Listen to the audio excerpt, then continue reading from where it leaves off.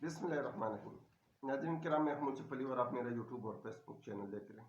ناظرین کرام، برطانیہ کا اخبار دی گارڈین کا پچھلے دنوں جو انکشاف ہوا تھا، اسی پہ آپ لوگ کے ساتھ ہم نے کچھ باتیں کی تھی، لیکن اس کے اگینسٹ انڈیا کا وزیر داخلہ، وزیر دفاع راج ناتھ سنگھ کا ایک نجی ٹی وی کو انٹرویو دیتے ہوئے ایک کمنٹس آئی ہے اور ایک ریمارکس آئی ہے اس خبر پہ۔ نیوز 18 کو اس نے انٹرویو دیتے ہوئے اس سے جب سوال کیا گیا اس بارے میں، تو اس نے بڑا عجیب قسم کے ریمارکس دیے کہ اگر کسی پڑوسی ممالک سے ایک دہشت گرد ہمارے ملک میں دہشت گردی کرے گا اور یا پھر وہ دہشت گرد یہاں سے فرار ہو کر کسی پڑوسی ملک میں جائے گا تو اس کو اس ملک کے اندر گھس کر ماریں گے، اور اب ہم اس جارحانہ پالیسی کو اپنائیں گے۔ اب اس جارحانہ پالیسی کو نریندر مودی کی بھی سپورٹ حاصل ہے، جبکہ اس نے کہا کہ ماضی کی طرح کیا وہ جو پالیسی تھی اس کو ترک کر لیں گے۔ اس نے کہا بالکل وہ ترک کریں گے، ابھی اس پالیسی پہ ہم عمل کریں گے۔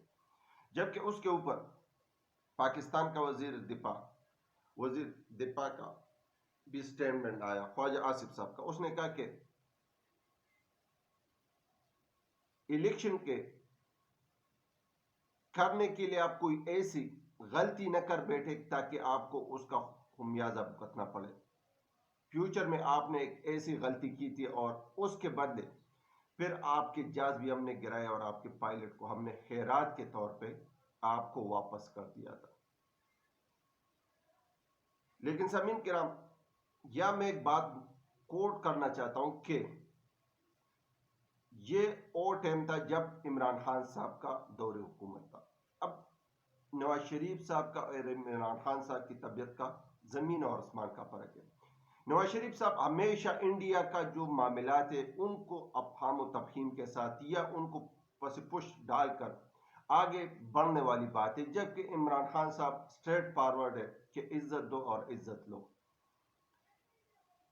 تو اس ٹائم ان لوگوں نے کہا تھا جب پائلٹ کو واپس کر دیا تھا خیر سگالی کے طور پہ، خیرات کے طور پہ، تو اس ٹائم ان لوگوں نے کہا تھا کہ ایاز سادس صاحب کا ریمارکس ہے اسمبلی میں کہ ٹانگیں کام گئی ہیں۔ کسی نے کہا کہ بزدل ہو گئے، کسی نے کہا کہ ڈر گئے، لیکن اب آج یہ خواجہ آصف صاحب یہ نہیں کہتا کہ یہ عمران خان صاحب کا دور تھا اور اس ٹائم ہم نے آپ کے جہاز گرائے تھے، آپ کے پائلٹ کو بندی بنایا تھا اور اس کو ہم نے خیرات کے طور پہ پھر بھی آپ کو دے دیا، تو لہٰذا آنے والے وقت کے لیے خیال رکھیں اور کوئی ایسی غلطی نہ کرنے بیٹھے تاکہ آپ کو اس پہ بعد میں پچھتانا پڑے۔ تو یہ الیکشن میں جب انڈیا میں الیکشن ہوتا ہے تو ایسی کوئی ایڈونچر کرنا چاہتا ہے، کیونکہ لاسٹ ویلاگو میں نے آپ لوگ کو کہا تھا کہ رافیل کا بھی اس نے فرانس سے لیا ہے تو اس کا بھی ٹرائل ہو سکتا ہے، تو میں بھی ہو سکتا ہے کہ اس پہ بھی کوئی اس طرح ایڈونچر کرے، اللہ کرے۔ لیکن ہماری فورس اور ہماری ایجنسیاں اور ہمارے جوان ہم وقت جو ہے نا اس حملے کے لیے اور ایسے ایڈونچر کے لیے تیار رہتے ہیں۔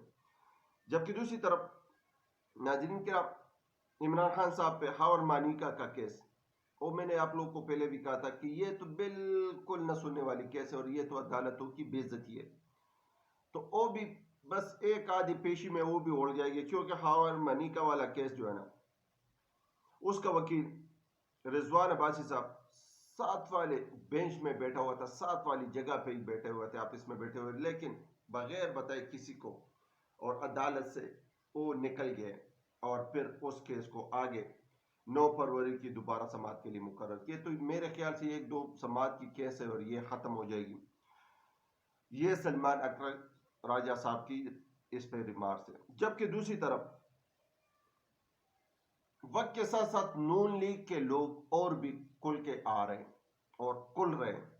پہلے تو جاوید لطیف صاحب، پھر سعد رفیق صاحب، خواجہ آصف صاحب، رانا ثناء اللہ صاحب نے جو ریمارک دیا وہ سب آپ لوگ کے سامنے ہم نے لائے ہیں۔ لیکن اب 1-2 بندے اور ہیں، ایک تو عابد رضا کوٹلہ صاحب یہ بڑا مضبوط کینڈیڈیٹ ہے اور یہ نون لیگ کا ایک اسٹرانگ کینڈیڈیٹ ہے. یہ اس ٹائم بھی بڑا مضبوط ہے جب چودھری برادران کا گجرات میں ایک یعنی سمجھو کہ اس کا طوطا بولتا تھا، لیکن اس ٹائم بھی اس نے چیلنج کیا تھا چودھری برادران کو. تو یہ ایک مضبوط کینڈیڈیٹ ہے نون لیگ کا، اور اس نے کہا کہ ہم 47 والے کینڈیڈیٹ مانتے نہیں ہیں، ان کو کسی نے ووٹ ہی نہیں دیا. سالک کا اور ایک اور بندے کا نام بات کیا کہ اس نے کہا اس کے تو 5-5 6 ووٹ ہیں اور اس کو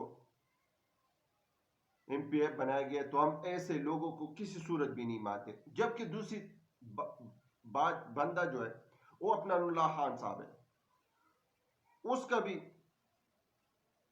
سٹیٹمنٹ ہے اور اس نے بھی کہا کہ ریزلٹ تبدیل کی گئی ہے، پک اینڈ چوز کا طریقہ اپنایا گیا اور آنے والے وقتوں میں بہت سے اور بھی چیزیں آپ لوگ کے سامنے آ جائے گی. تو لہذا یہ اب دھیرے دھیرے یہ سارے لوگ کھل رہے، لیکن یہ سوچنا یہ کہ یہ کل کیوں رہے.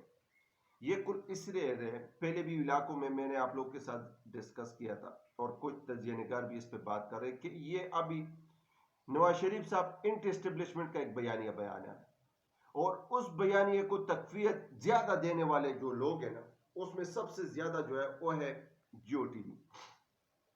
وہ عمران خان صاحب کے لاسٹ سٹیٹمنٹ کو اس بیانیے کے ساتھ ملا رہے کہ عمران خان صاحب نے جو ریمارک دیا وہ انارو مانگ رہے اسٹیبلشمنٹ سے، جبکہ عمران خان صاحب ایک ایسا ڈیموکریٹ ہے کہ وہ انارو کی صورت میں بھی کبھی بھی باہر نہیں آئے گا، کیونکہ جب سے عمران خان صاحب اندر ہے اس کا ایسا سٹیٹمنٹ نہیں آیا تھا جیسے یہ لاسٹ دنوں میں اس نے چیف آرمی کا اوپر جو سٹیٹمنٹ دیا تھا. تو سامعین کرام وہ ایک ڈیموکریٹ ہے. کچھ صحافی ان کے ساتھ ملے تھے، ان میں سے ایک سہیل وڑائی صاحب، ایک مجیب الرحمان شامی صاحب اور اعظم خان سواتی صاحب اور بھی بہت سے لوگ بیٹھے تھے. اعظم خان بھی ادھر ہی تھا. تو عمران خان صاحب نے کہا تھا کہ آؤ یار یہ آرمی کی جو رول ہے اس کو ڈیفائن کر لیتے، آرمی چیف کی تعیناتی بھی ڈیفائن کر لیتے، الیکشن کمیشن پہ بھی بات کر لیتے کہ یہ کس طرح کرنا ہے، اور ایک میثاق کی جمہوریت کہ جس بندے کا حکومت ہو، جس بندے کے جو پروجیکٹ ہو، جو پاکستان کا معیشت جس ٹریک پہ چل رہا ہو، تو دوسرا بندہ آ کے اس پہ کوئی سیاست نہیں کرے گا، اسی چیز کو آگے لے کے جائیں گے. جا کے ان سے بات کر لے، اگر وہ اس بات کو ایکسپٹ کرتے اصولوں کے مطابق، آئین کے مطابق، تو میں ان کے ساتھ بات کرنے کے لیے تیار ہوں. کیونکہ اس نے یہاں تک کہا تھا کہ میں اگر آرمی چیف کے ساتھ بات کر سکتا ہوں تو باقی سیاسی پارٹیوں کے ساتھ کیوں نہیں بات کر سکتا. لیکن یہ تو آنے والا وقت بتائے گا کہ کیا اس پہ عمل درآمد ہو پائے گا یا نہیں ہو پائے گا. جبکہ دوسری طرف عمران خان صاحب نے جسٹس فائز عیسیٰ صاحب کے لیے ایک پیغام، قرآن پیغام بھیجا تھا.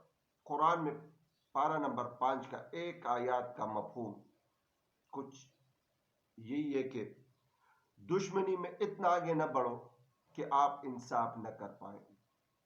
اللہ ہم سب کو اس پہ عمل کرنے کی توفیق عطا فرمائے.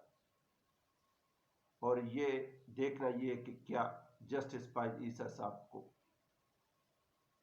اس چیز پہ اللہ ان کو توفیق عطا فرمائے کہ وہ انصاف کر پائے، اور جس مقصد کے لیے بھیجے اللہ کرے کہ عمران خان صاحب کا بھی وہ مقصد پورا ہو جائے.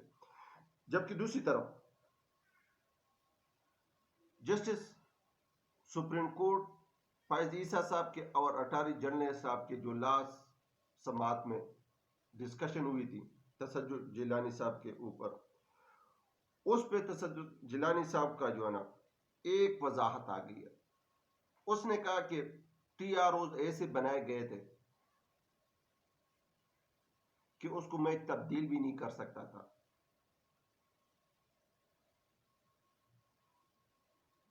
کہ میرے اور اس ٹی آر اوز کے مطابق میرے ہاتھ پاؤں باندھ کر اپنے من پسند فیصلے کروانا چاہتے تھے میرے سے.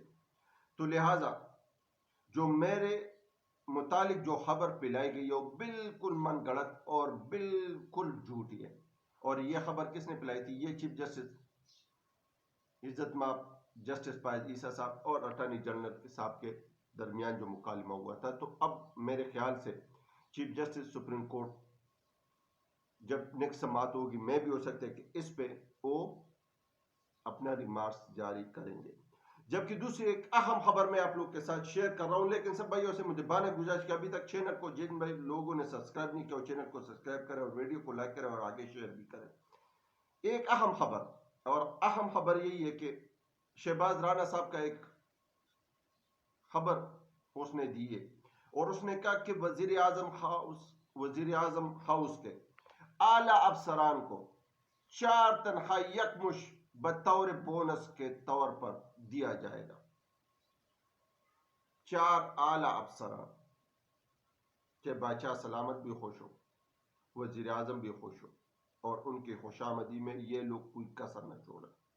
اور یہ اعلی افسران کتنے کتنے تنخواہیں لیتے ہیں یہ آپ لوگ کسی ٹائم ڈیٹیل میں جا کر چیک بھی کر لیں وزیر اعظم ہاؤس کے ویب سائٹ پہ. جبکہ یہ پیسے کمرشل بینکوں سے سود کے طور پہ لیا جائے گا اور ان افسران کو خوش کیا جائے گا تاکہ میرے آگے پیچھے ہونے میں کوئی کسر نہ چھوڑے یہ لوگ. تو یہ تو حال ہے ہمارے پاکستان کا، جبکہ دوسری طرف ہم ادھار کی پیسوں سے چائے پی رہے. تو آنے والے وقت خود بتائے گا کہ کیا ہم ٹھیک کر رہے یا برا کر رہے. اس ٹائم تک اپنا اور اپنے اس چینل کا خاص خیال رکھیں. پاکستان زندہ باد، پاکستان پائے.